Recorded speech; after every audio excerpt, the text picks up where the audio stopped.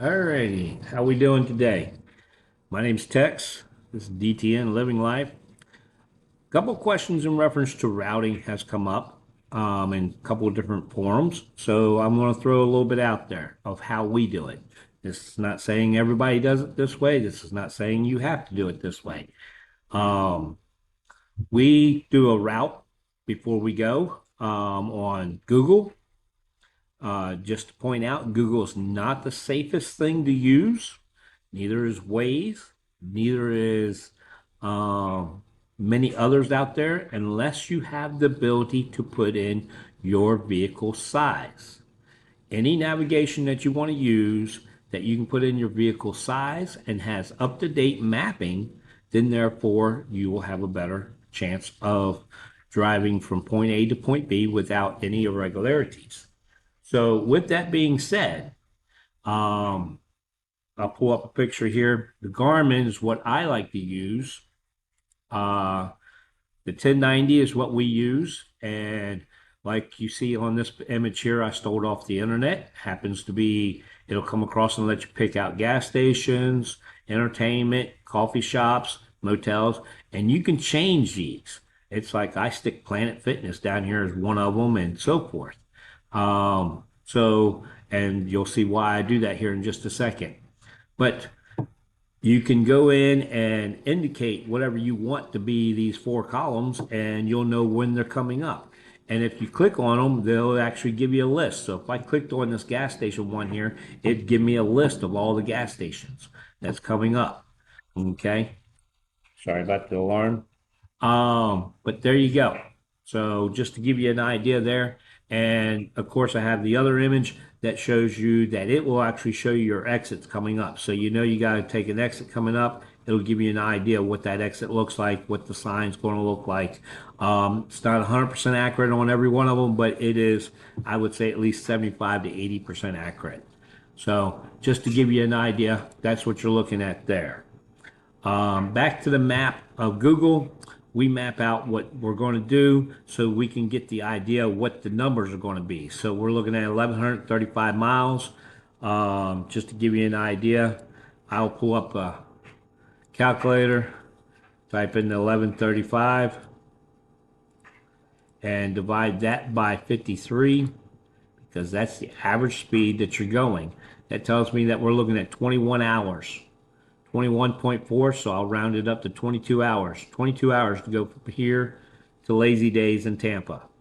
As you can see here, here's the address, Lazy Days in Tampa, from 407 Wabash Avenue, which is where we start off at, one of the yards. Um, and that's what gets you from point A to point B, 22 hours.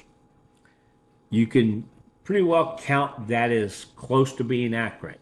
It may be off maybe 10%. So 22 hours, 10% of that is 2 hours.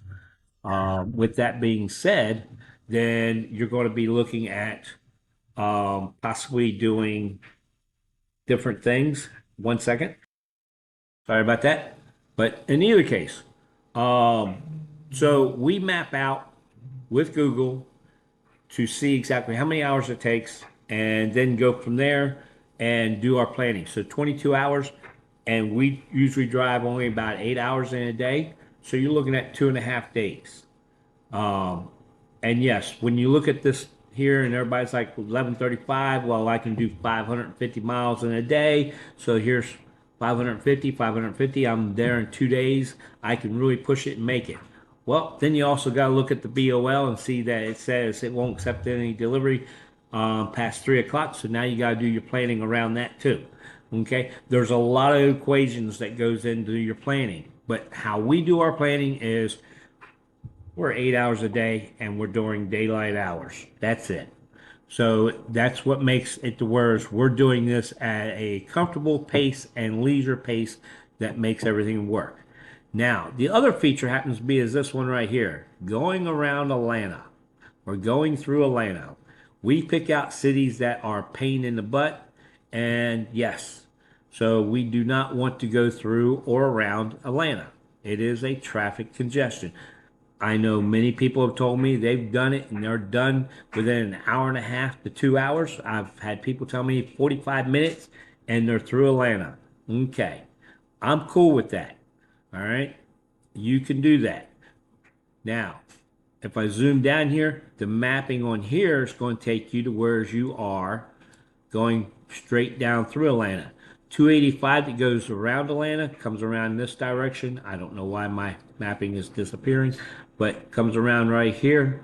So I will not use that either because I've ran into where that's congested because that's the trucker's route and it does get congested there. So, um, what we do, sorry about the dog in the background. He's missing his owner. Let's see here if we can get this zoomed out and map back on. It's not coming back on, but that's okay. What we do is where this actually comes down, there we go. Where this comes down right here in Nashville, okay, yeah, I've got a few different spots that are lined out. No, different rest stops that we're used to that are good places. Like the Pilot was good.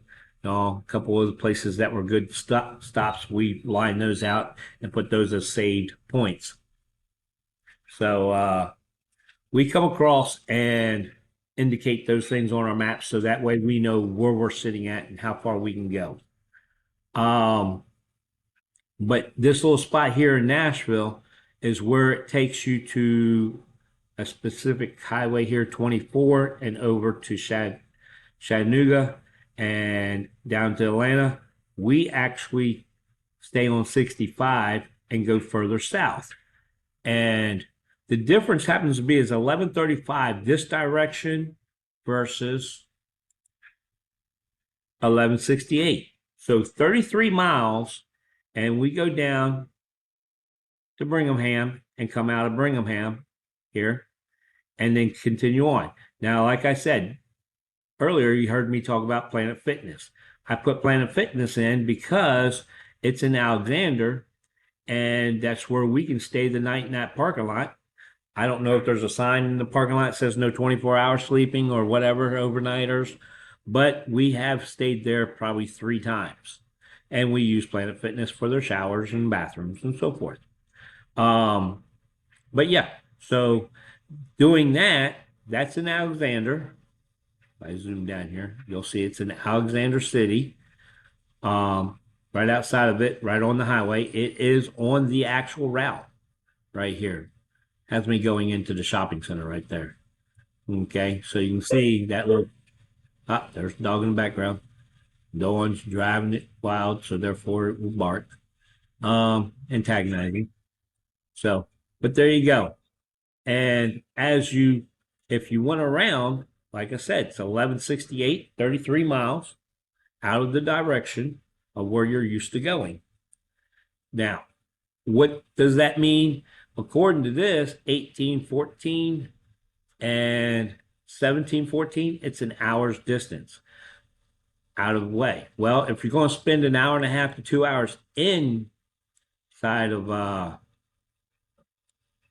my directions left me here, if you're going to spend an hour and a half to 2 hours in 24 going down through Atlanta,